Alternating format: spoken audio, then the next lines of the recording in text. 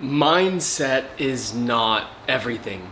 It's just not. I see that phrase thrown into the common narrative so much. Mindset is everything. Mindset is everything. And although language, in particular our thoughts and words, really does shape the way we are relating to reality, it's just not the whole picture, right? There's a whole nervous system, there's a whole emotional state, there's a whole relationship to spirit that is also very much sort of leading the show, if you will, as far as how we relate to life, how we give our gifts, how we show up, and just what our potential is. So in this video, I want to break down the myth of mindset and really focus on how the nervous system actually determines the sort of beauty and quality or lack thereof of our life. So if you're new here, my name's Kev. I am an award-winning furniture designer, creative strategist, and I help ambitious creatives design and build aligned businesses. So I'm sure you've had a time in your life or you've been inspired by someone who seems like they can just will whatever they want into being. And I want to create some space between what we see other people doing and comparing, oh my gosh, they have all the things that I want, they're so disciplined, and maybe what's actually going on, right? Because what you see, what you get is not actually what's there, what the process is, right? Forcing your will upon life to get what you want is really just not a sustainable approach. Somebody might be able to will what they want into life through their intellect, through their power, and they create a business and they make the money that they want to do and they're just really making their mark. And I think there's something of value in there. But what's actually happening inside of their body? What's actually the reason why that pursuit is so feverish, right? Success, by whatever means you want to define that for yourself, means nothing if, one, you're not in pleasure and enjoying yourself along the way, and you don't feel like your own vitality.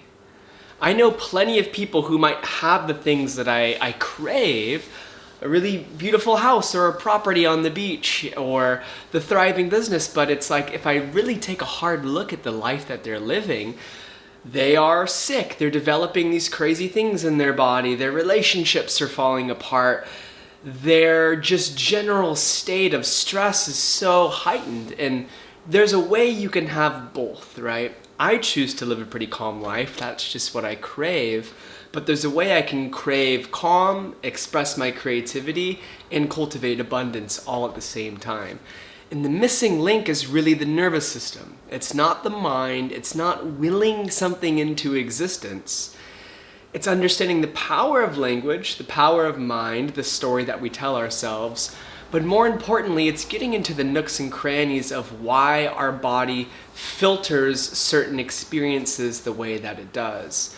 Why we get triggered, why fears that might seem so small have such a huge impact on our life, and how we can cultivate a body and a nervous system that is expanded enough to really hold the quality of the life that we crave. Because most people, men especially, have not cultivated that part of themselves. So the quality of life that you actually crave, you can't hold. I've experienced this plenty of times in relationship and in business where it's man, I crave this level of intimacy, but when I finally receive that level of intimacy, I can't sustain it. I want to sabotage it, I want to push it away because I haven't built up that capacity in myself.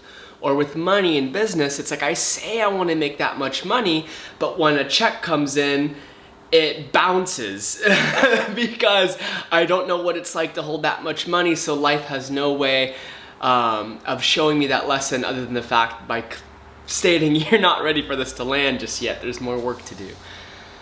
So expanding our capacity, the code that's written in our nervous system, sort of rewiring that, is what determines your access to your potential into living the life that you actually want.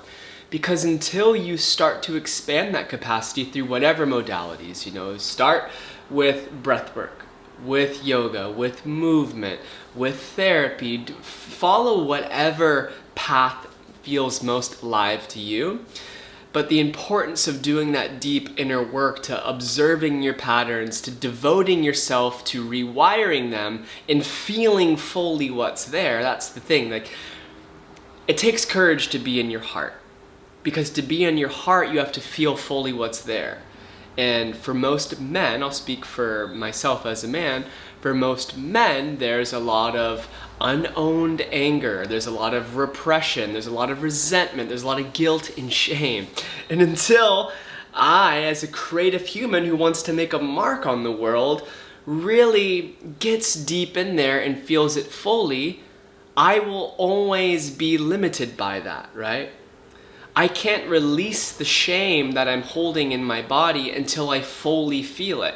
And fully feeling is deep. Like, that is a depth, It's not just you have one moment where you see, oh, I have this pattern, yeah, I kind of loop into shame.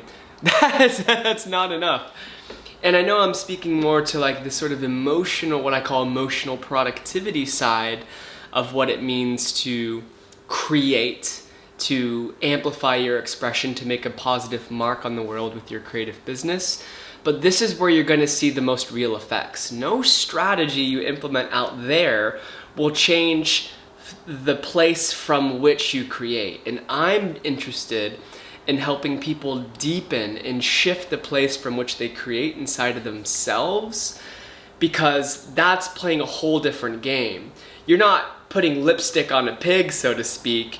You are creating a whole new energy from which whatever you create is being made of. That's going to have much more of an impact than putting lipstick on the pig or being a good version of your limited self, right?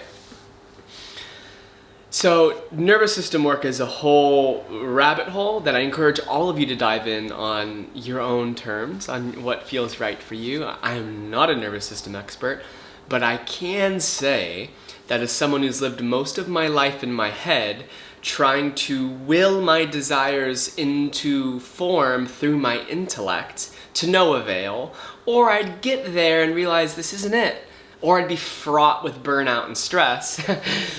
I realized the missing link was really being in my body, like fully experiencing life from my heart, from my belly, from my core.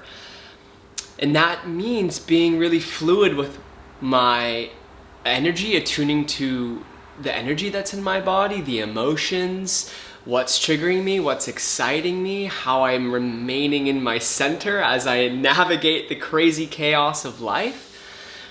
That's powerful work, because when you can expand your capacity to be with more of life, to be with more of what you crave, to be with just more energy, to be with more money, to be with more responsibility, all of those things, life tends to move more of it towards you because you're like a worthy vessel, right?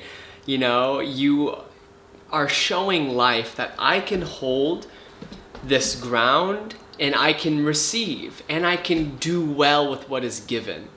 Because if life tries to give you a blessing and you self-sabotage because you haven't expanded your capacity, you don't believe you're worthy enough, or your body just rejects it, life's gonna be like, okay, well, I'm not gonna try to flow abundance through you. You gotta get some stuff sorted out. And look, life will continue to present you the moments to heal that and stuff. But just to use that example, the more open you are, the more grounded you are, the more life is gonna flow through you. I know it's woo, but it's so practical, right? And that's where I think the nervous system aspect comes in. The more we sort of unkink these stuck places, these patterns in our body, the more open we're able to be, i.e. the more free-flowing our creativity can come. The more we're able to actually connect and relate to other people, to potential clients, to life. The more secure we are in our own self, where we don't have anything to prove. We just want to share our gifts with the world, right? There's a huge difference between wanting to express your creativity and share your gifts so that someone can validate that, hey bud, you're doing a good job, pat on the back, and simply being grounded in who you are and giving your gifts because your purpose is to give. Totally different energy. The latter is actually much more magnetic. You'll tend to actually get even more validation in the latter because you're not needing it. When we expand our nervous system capacity to where we're not operating in fight or flight all the time, we're significantly more liberated from what I would call need. We don't need other people to see us a certain way. We don't need the world to validate us. We don't need other people to tell us that we have good ideas. We just are rooted in our own self, and not the hyper-independent. No, I'm speaking to interdependence if you're familiar with those things. But when we're free of need, we can be with authentic desire. And when we're with authentic desire, we're just connected to our fire, our creativity, our power, our life force. We're connected to our masculine center, our feminine center, if you're a feminine being. And that's just where I see the greatest work, the most impactful businesses, the most meaningful art. Just this morning, I was listening to, I thought it was a short teaching by one of my teachers, Chris Bale. And actually it was a spoken word. And it was less about what he was saying, just more of the tone of his voice that he was saying it from. I just felt this man's deep connection and love and embodiment in himself. And it brought me to tears because I felt like I was experiencing such a man of depth, And that's something I value. And I'd say unconsciously or consciously, that's what the world really values. Masculine depth. Feminine aliveness and radiance, and we all embody both of those, right? So as it relates to you and your creative expression and your creative business, when we deepen our capacity to be with more of life by looking into where we're stuck in the body, where emotions are stuck, where our nervous system is reacting into places like fight or flight or freeze based on what's happened to us in the past, when we start to kind of clear that debris, we have more depth, more presence, and more openness available to us, which are great ingredients to express yourself creatively. Great ingredients to really see someone in what they are looking for, what they desire, what a potential client is really craving, and how you can be of the highest value without needing them. It's not sexy to need a client to pay you. It's incredibly magnetic when you can really see, hear, feel what someone is craving and needing, the problem that they have, and how you can give and be of deep value to them, with or without them, right? That's incredibly magnetic. That's where you land big projects. That's where beautiful ideas come from. That's where we're able to make our mark in the world in a way that makes us feel like we're really on purpose, right? Because that's what I'm really interested in helping you guys cultivate and create. I could talk a long time about the power of nervous system regulation and expanding your window of tolerance and your capacity. But I think some of that might be better left for another video, and also my training that I have, the Embodied Creator Toolkit. It's a series of experiments that self-study you can do at your own time that really walks you through how to do all of this work and how it applies to creative business.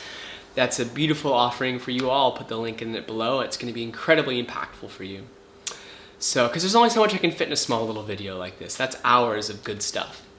And stuff you can experiment and try, not just think and read about, So, in the meantime, I hope you all enjoyed this video. If you did, please subscribe.